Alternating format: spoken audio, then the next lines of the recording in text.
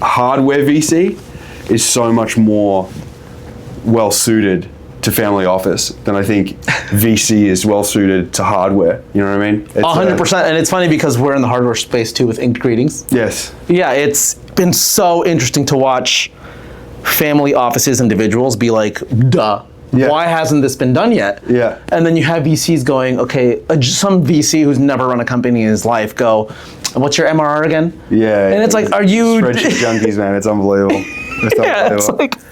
It's fine. I mean, there's a place for that, and I don't know that. Is there? Well. Yeah. I don't know. I mean, there is, I think... Well, I think it exists. Maybe I'll say that. Okay, there we go. Yeah. But no, it's... the amount of capital in the United States that is available to deploy into technologies that would really help the average person it's obscene. It's disgusting. And it's going into software, and software has its place. AI is incredible, but it's just, we are back to that capitalism thing. Yeah. Capitalism, I think, maybe that is a pseudo market failure, is that it's much more attractive for capital to go towards software because of the multiples and the returns and the speed and all that kind of stuff than it is to go towards hardware.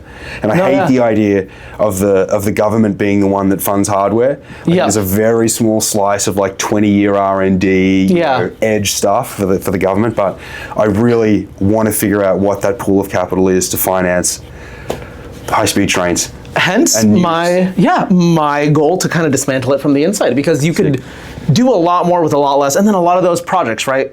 I love those. Yeah.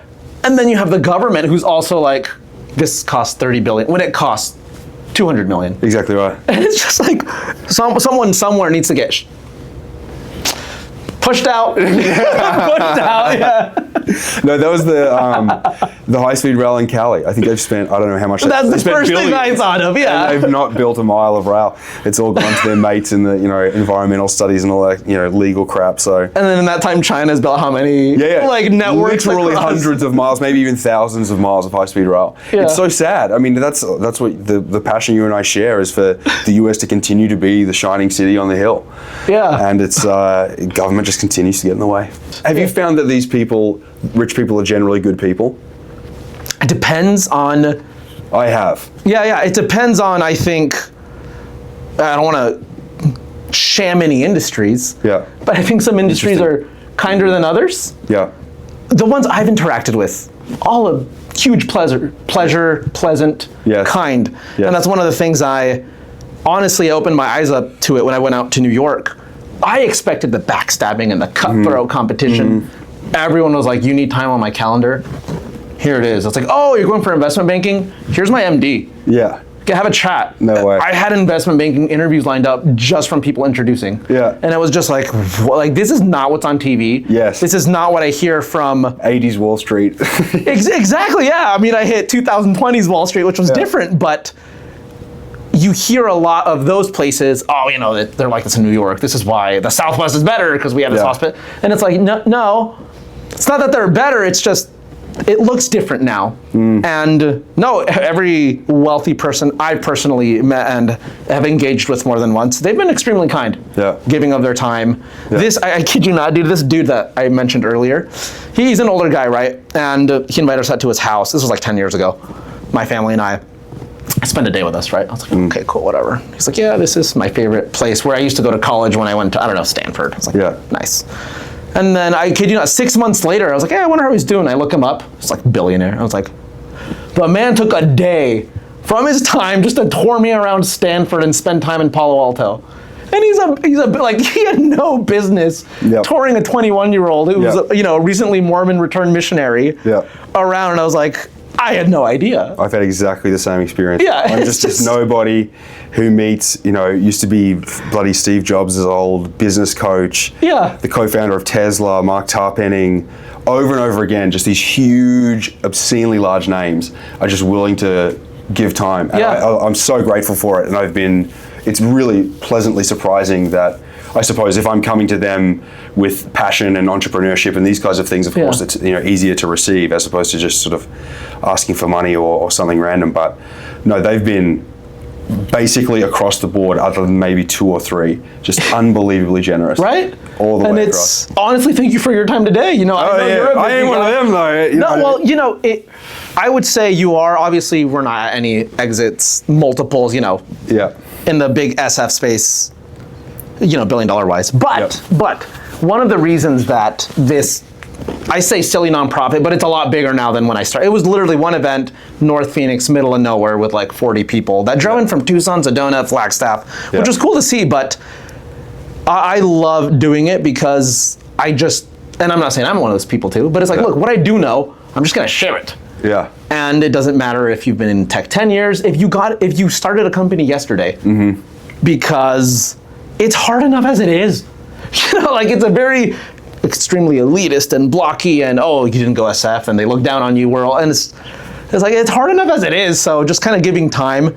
I don't think it matters where we're at as long as I always say throw the ladder down, right, for the next person. Yeah. I think it's good work, so I appreciate you being here today, honestly, as well. Of course, my pleasure. I love what you're doing. I think we have a shared passion for making the United States as productive as it can possibly be. I think Phoenix can just be a huge player there. Yeah. You know, I haven't been there for a while, but I see sort of Silicon Valley a little contorted and stuck in their ways, and that's good. You know, we need a software engine in the United States, no doubt, but hardware's got to come back. Hardware, in my opinion, is the thing that trickles down to the middle class and to the poor. If you can get them things that they can see, touch, feel, taste, that improve their life, improve their productivity, I think that's what it's all about. That was beautiful. Yeah, I didn't even let you finish. That was a beautiful phrase, and I agree.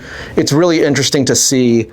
There was a quote, I don't know if it was, I think it was Mark Andreessen, but people only listen, obviously, to the billionaire exited dudes, which I get that, right? But he made a post about 3 weeks ago, maybe a month ago now, and it was along the lines of, if you have done everything right, if you went to the best schools, if you went to the right schools, if you grew up in the right circles, if you went to the right company right after college, you have no idea how the world works. And he said, I don't mean to offend anyone because I'm sure you tried really hard for all of that and your parents were breathing on your neck to get to Harvard and then Goldman Sachs, but you do not know how the world works. And once you get to the world, it's going to be an extremely harsh reality in terms of adapting to it or understanding it. And then he goes on to say, a lot of our investors, or along the lines of, a lot of our investors are kind of stuck in that, where they did everything right, went to the right schools, right circles. Smart people, no doubt. Yeah, super smart. Some of them,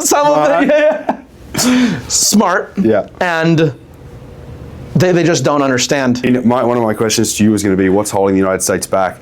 And one of my passion projects / gripes is that I think the fundamental basis of most of the problems we have in the United States are the fact that the middle class has been inflated out of the economy.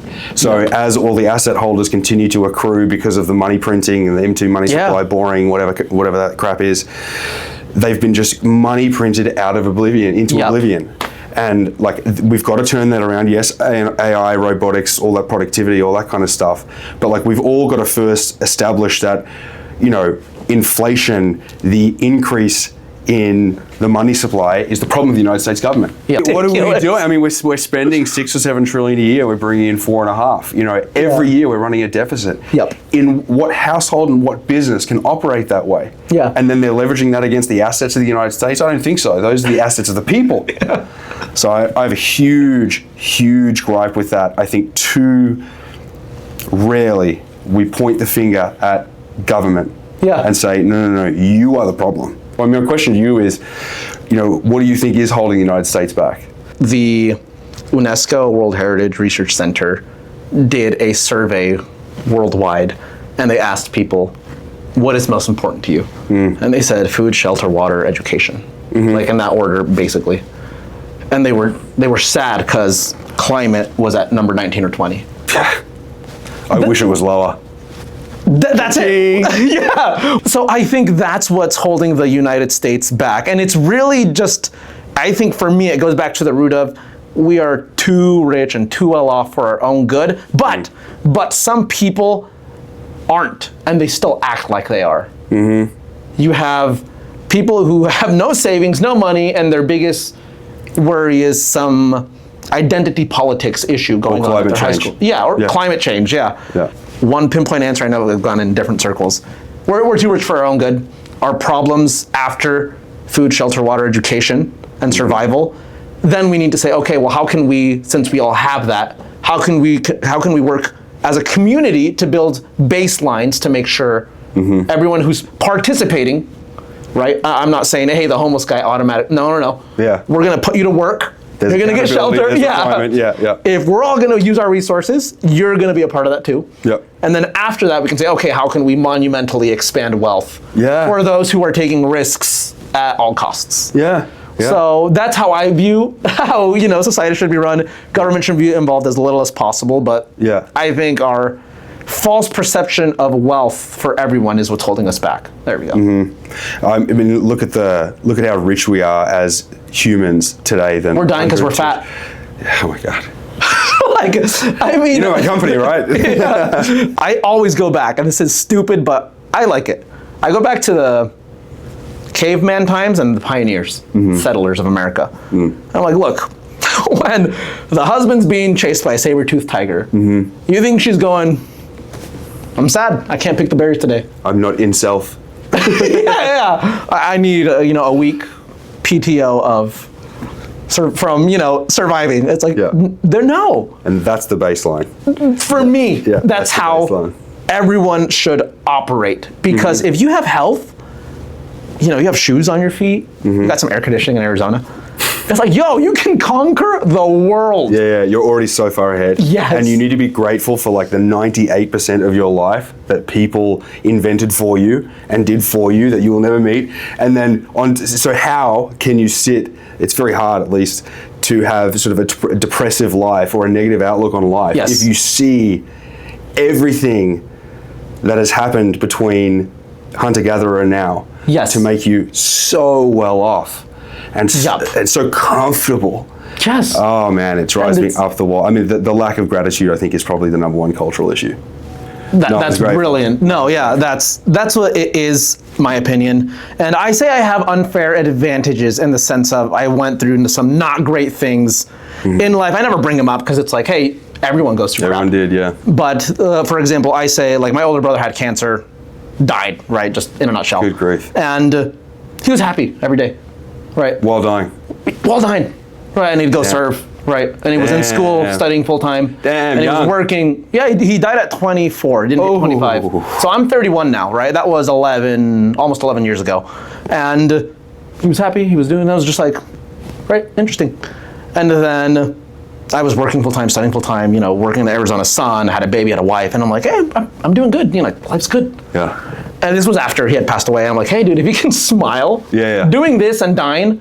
I'm fine. Yeah. I'm great. Exactly. So people always ask me, hey, you always seem so energetic and upbeat. I'm like, how could I not? I had 6 hours of sleep in the most comfortable bed in the world. Yeah. And I had air conditioning. I am ready for tomorrow. Yeah. I feel you, dude. So, and I'll contrast that with this. I remember and I love my old work where I used to work at my fund. It was one of the greatest things ever. I remember because our bosses would take us to Hawaii. They had a retreat, so we'd go there. It was great. I took my wife the first time, hey, come, we've never been, so go. And in one of our activities, we went to the boss's house, and his backyard was just a Hawaiian ocean. So sweet. Yeah, it was sick, super nice house, sick. And we were bobbing up and down there in the water. So there was a PR arm of the thing, and then there was the venture arm, but we all worked together, right? We just all collaborated. So it was all these PR girlies. We're all bouncing up and down the water, and there's 2 dudes in there, so I'm just sitting there listening. And I remember that they were complaining about that summer because the wine fields in Italy had burned, so the wine wasn't as good in Italy that year. And I had my 1-year-old, back at the hotel with my wife, and I'm just like, good grief, they were my age. It's not like, they were 19, just clueless. Now they're 26-year-olds. Yes. Who should have seen bigger problems. And it's like, look, you're allowed to complain about that stuff. But when you hear it contrasted, you're just like, oh. Who taught you? Who got you, was it a family member or was it life that sort of got you to the point where you're like, holy crap, I'm so fortunate? It was, I would say, life in general. Living in Mexico helped a ton, where I was like, I could, when I was 18, 19, just I want to be rich, whatever. So I lived in Mexico for a couple years, and The people would get up for work at 4 a.m., take the bus at 5. It's stinky, it's smelly, the roads are broken. And then they work 12 hours a day, literally just like screwing toothpaste caps on toothpaste, like Charlie and the Chocolate, factory style, where his dad used to work. And then at 6, they take that same bus, that's an hour away, back home. And then they have like 2 hours before they got to do it all over. And it's like, where do you have time to upskill? Where do you have time to, enjoy time with your kid? Like, we only have a finite hours in the day. So I got home and my mom's like, hey, here's the car, because I got a new one anyway. So, your dad got me one. I was just like, dude, life is phenomenal. And I know not everyone gets that as well, right? That's why I say middle class, you can rule the world. If you don't have to worry about like rent and you're a young adult, Agreed. Go take over. Agreed. But I would say life largely taught me, and then obviously see my brother suffering. My parents did foster care growing up as well. So we had like 100 kids come and go when I was a teenager, and that would help. And you would just hear about their situations, and then you'd have to deal with the kids. Yeah. And they were all really nice, right? They were just a little messed up sometimes. Yeah. So kind of going through all that, and then being 21 and like, here's keys, just go figure out life. I'm like, oh, it's on. It's on. Yeah, it's on. Like, I'm good. I have health. I'm not dying like my brother was. Yeah. I'm great. Yeah. So that's sick, dude. I say it's an advantage, an unfortunate one. And there's some people, like, I don't know if you've been through any of that stuff, who understand that without having to go through it. And I'm like, Lord bless you, because that's a blessing. Yeah, not much suffering, particularly to that degree, but I was mainly mum and dad just constantly hammering it into us, just like, kid, you have great. No idea. I'm like that with my kid right now. Yeah. But maybe it was my dad's obsession with history. Yeah. His favorite book was called A Street Through Time, and it's basically showing a single street over a couple thousand year period. That's so cool. It is a sick book. He still has it, I think, sitting above his bed. But it's just, that's the perspective that I think kids need to be hammered. It needs to be hammered into them that, like, the United States and humanity, Western culture, whatever, however you want to isolate it, has just done the most unbelievable job. Phenomenal for humanity, all of humanity. Oh my goodness, mate! It's sad to see so much negativity around. It's just such a waste of time and a waste of energy, huh? It's really funny because, so we have our house now, right? And then I got a 1-year-old too. And he throws tantrums. I don't know where he learned it. His brother doesn't do that, but He's human. Yeah. He's one. Because my 6-year-old never threw a tantrum. Oh, you're kidding? No, never Gal? growing up. 6-year-old's a gal? No, girl. Sorry, boy. Both boys, huh? Yeah, both boys. And never threw a tantrum growing up. He'd cry like, he's like, okay, whatever. But no, the second my second child was born, I love how you can see the personalities right away. Yeah. He's like, he's just grunting. No and then, way. Yeah. So he'll ask for like, ma. He says mas, which is Spanish for like more. Yes. So whenever he just wants something, he's like, ma. I'm like, he wants a cookie. He's like, ma. I was like, no. He just screams and runs to a corner. He's 15 months. So he's just chunky little baby, just goes to the corner. And this is so stupid, Sam. Like, I'll admit it, but I'm just like, has he any idea how good he has it? And I tell my wife, I'm like, look, he's growing up with more activities than I ever had. More fun, more toys, like more food, more food. sleep. Yeah. Yes, I'm like, he has no idea how good he has it. Yeah. And she's like, he's 15 months. Yeah, and I'm like, I wonder how we do it. I wonder how you get it. Because my 7-year-old daughter, has just a temperament from heaven. I'm just I'm so fortunate to have that little girl and her temperament. Yeah. But I do wonder. I mean, I used to go around to a lot of, still do I suppose, a lot of family office events. Yeah. And you always have the core family office track, opportunity zones, AI, Bitcoin, blah blah blah blah. But there's always that secondary track, youth, young generation track. Yeah. I would go. I'm their age, so I would go there just to kind of listen in every time. At least one of the segments is about, I did too much coke, I crashed my car when I was 17, I stole my dad's helicopter, blah, blah, blah. Casual family. Yeah, exactly. That didn't happen to you? No, but... the helicopter thing just a couple times. Yeah, it's accidentally, mate, accidentally. But I always think about that when raising my daughter. Fortunately, she's going to be relatively easy, I think. But future kids, when the temperament change, like, how do you get a child, especially of that level of affluence, which we're in, very close to at least? Yeah. How do you get them to not be that way? Dude, ask anyone that's like close to me, and I'll consider you now as well. Yeah. My biggest worry is how to teach my kids how to suffer. Yeah, that's what I mean. Yeah. Because only through suffering. I don't know right now. Human. Because Sport. Here's the answer. Oh yeah, my 6-year-old starting club soccer in Let's August, go. and he's been doing soccer for 2 years now. Let's we go. started him in school at 3 years old. Good. So yeah, it's just like, Good. but it's just like, that's my biggest fear, man. It's suffering because I see, it's not just so much that he will maybe go off the rails, or like that's my biggest hope that doesn't happen. Yeah. If that happens, I've failed as a father. Like that's that's I your don't job. care what I do professionally. You are the bowling rack boundaries. Yeah. Correct. That's my biggest responsibility as a father. Sure, inked and nonprofit and like husband, but like, well, husband and that, right? Yes. That's my biggest challenge. I'm figuring it out every single day. I'm trying to find ways to do that. And I tell my wife, funnily enough, because my mom would do the same growing up with us. She's like, because she would say like, hey, I used to get up at 5 a.m. to go to the cornfields in Mexico, bring in the corn and That's then tough. smush it. And I'm just like, she's like, so you're complaining about school where there's air conditioning? It's like, oh, but I get it. Like, Get over it, I swear. Get over it. I think men have softened over the last, 20, 30, 50 years, whatever. The phrase get over it is the most underutilized phrase these days. I can speak as a boy, as a man. That was such an effective thing for me to hear. Yeah. Get over it. Like, stop wallowing in your own crap. Keep moving forward. I try to use it obviously as little as possible, but it's gone now. I am guilty of using it a lot. Oh yeah? But mostly when they physically get hurt. Yeah, right? yeah. So like my baby was on the couch the other day walking. I was just like, he's gonna fall. Yeah. Face first on the floor. And the 6-year-old's like, oh, he's gonna help. I was like, no, don't touch him. Yeah. Leave him. He's good. Yeah. I'm like, hey, get up. Get up. And this sounds really rough. And I know people can be like, That's okay, you it's okay. monster. Yeah. And he's like, I was like, no, get up. And literally, I kid you not, 4 seconds later, he's like, Exactly. just gets right up. Your and it's response dictates how they respond. Yeah. I noticed that with my daughter from the get-go. When they hurt themselves and your response is, they start crying and become whatever belligerent. But if you don't react at all and say everything's fine, I swear their response is just a complete mirror image.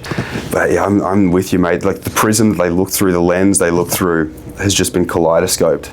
And the number one killer worldwide is diet. And so, like you said before, we're dying because we eat too much now.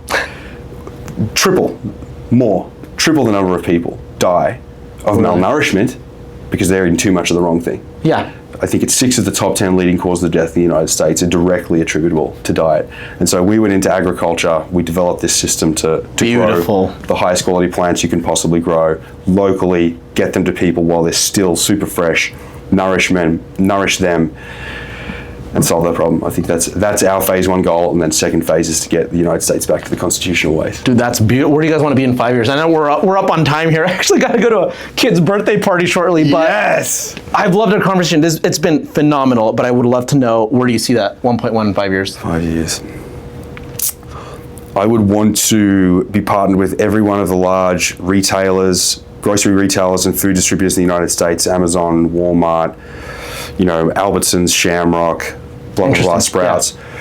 Build these facilities next to their distribution centers, grow leafy greens, microgreens, herbs, mushrooms, and strawberries, among some other crops. Yeah. They go directly to the retail store or directly to the home, and now you've got unbelievably tasty, highly nutritious, fresh products that can compete with the manufactured crap that we're all eating today. If you eat a high-quality strawberry, that competes with the chocolate bar. You should meet my CEO, Andrew Eckmark. He is a huge fan. You'll meet him, Andrew. Great job at tennis today, by the way.